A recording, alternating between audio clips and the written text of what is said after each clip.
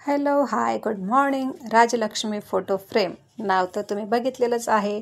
आणि गुडिया आज सकाळी लवकर स्कूलमधून आली, कारण दुसऱ्या दिवशी तिच्या स्कूलला प्रोग्राम असल्यामुळे तिला अर्धा तास अगोदर स्कूलवाल्यांनी सुट्टी दिली. आणि आम्ही दोघंही जाणार होतो एका अशा दुकानात जिथं आम्हाला रक्षाबंधनचं गिफ्ट गुडियाला गिफ्ट करायचं होतं. पण आमचा प्लॅन थोडा वेगळा झाला, कारण गुडियाची स्कूल लवकर सुटल्यामुळे आम्हाला तिला पिकअप करून आणि तिला सोबत घेऊन यावं लागलं. पण तिला काही कळलं नाही की तिला आम्ही का आणलं, इथं कशासाठी आणलेलं आहे हे तिला अजिबातही त्याची कल्पना तिला नव्हती.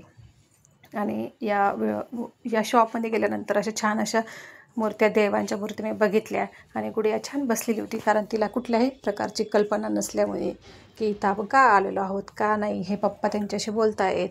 तिला वाटलं की यांचं काहीतरी काम असेल म्हणून ते इथं आले. त्याच्यामुळं गुडिया बसली होती शांतपणे.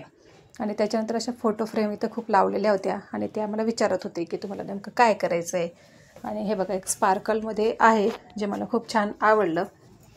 ते आम्ही सिलेक्ट केला आणि तिथून निघाले मी शॉपिंगसाठी, कारण मला गिफ्ट द्यायच्या होत्या माझ्या नंदिनी, त्यांच्यासाठी साड्या, आणि माझी फ्रेंड जी आहे तिलाही साड्या घ्यायच्या होत्या.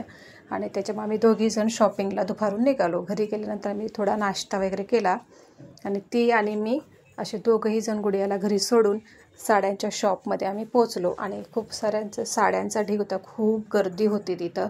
आणि बघू शकतात, हे खूप मोठं दुकान आहे जहीन म्हणून.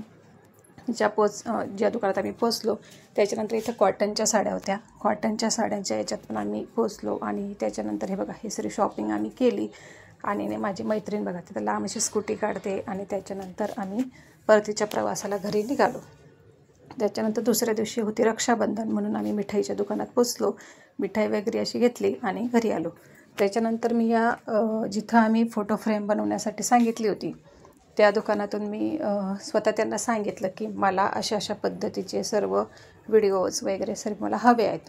आणि त्या दादांनी ते मान्य केलं आणि माझ्यासाठी त्यांनी खूप मेहनतीने हे व्हिडिओ बनवून माझ्यासाठी पाठवले. त्याच्याबद्दल खरंच त्यांचे थँक्स आहे.